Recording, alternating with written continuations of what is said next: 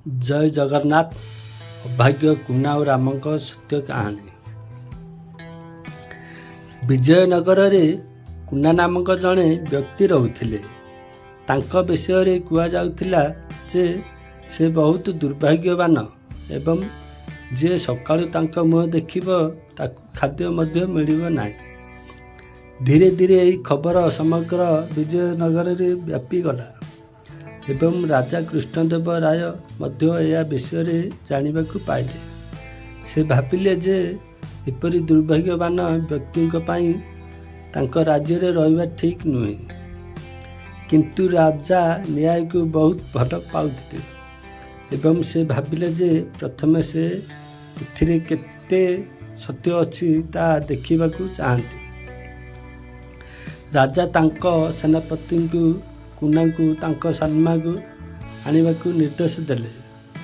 सैनिक माने कुना को राजा कृष्णदेव राय को सम्मुख में उपस्थापन कले। राजा कृष्णदेव राय जो कोठरी रे सोईथिले ता कुना पाई मध्य बड़ा जाइतिला एवं जेतेबेले राजा सकाळे उठिले प्रथमे से कुनांक मुह देखिले। किछि समय पर हठात कौनसी काम जोगु राजा को राजप्रसाद बाहर को जीवाकू पड़िला एवं से दिन एते व्यस्त थिले जे तांकु खाद्य मध्य मिलिला नाही। राजा कृष्णदेव राय निश्चित हेले जे कुनांक मुह देखिबा जोगु एसबु घटिछि। राजा भाविले जे जदि यह व्यक्ति जोगु मु खाद्य खाई पारु नाही तेबे सहरर अन्य लोकों सहित कौन होथिबो। क्रोधरे राजा कृष्णदेव राय कुना को फांसी देवाकू आदेश देले। समग्र राज्य रे खबर व्यापी गला जे कुना को पर दिन फांसी दिया जिवो। जेतेबेले राम यह जानिले से समस्त घटना बुझी पारिले एवं तुरंत कुना पाखकू गले। राम को देखि कुना कांदिबाकू लागिले एवं समस्त कथा राम को कहले। राम कुना को सांत्वना देले एवं कहले जे कुना जेपरी कहबे ताकू सेहीपरी करबाकू पड़िबो। कुना मध्य राम कौन कहिथिले ता बुझी पारिले। परदिन जेतेबेले कुना को फांसी दिया जिबार थिला कुना को तांकर शेष इच्छा विषय पचरा गला। कुना कहले मु राजा को भेटी ताकू किछि कहबाकू चाहूछि। यह मोर शेष इच्छा। सैनिक माने राजा कृष्णदेव राय को कुना शेष इच्छा विषय कहले। राजा कृष्णदेव राय तांकर शेष इच्छा पूर्ण करबाकू कुना पाखकू जाई कहले। मते कुह कुना तुमे मते कौन कहबाकू चाहुछ। कुना कहले महाराज यही राज्य रे मोठारू अधिक दुर्भाग्यवान जड़े व्यक्ति अछंती।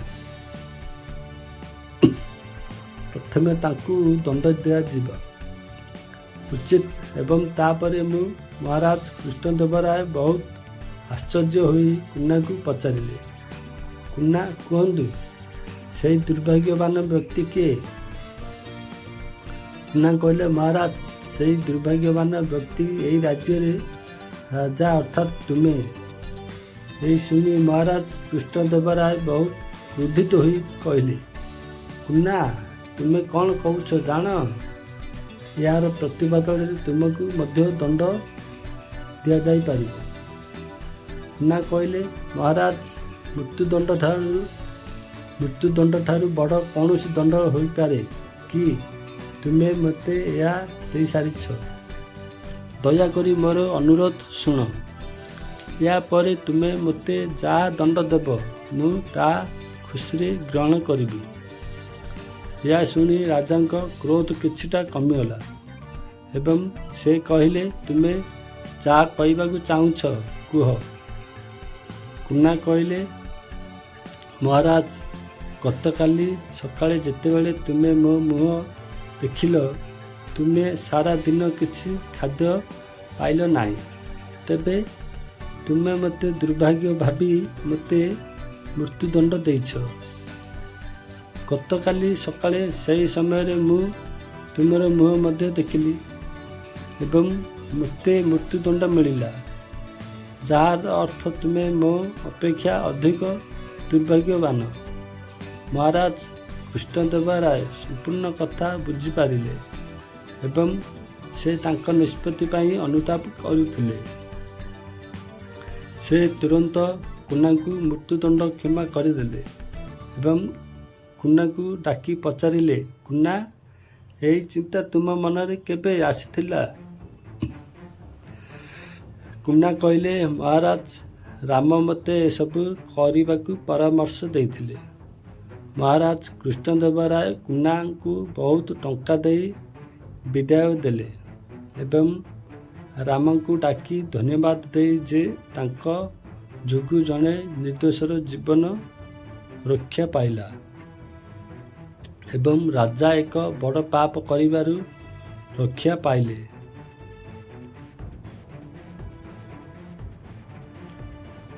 ଜୟ।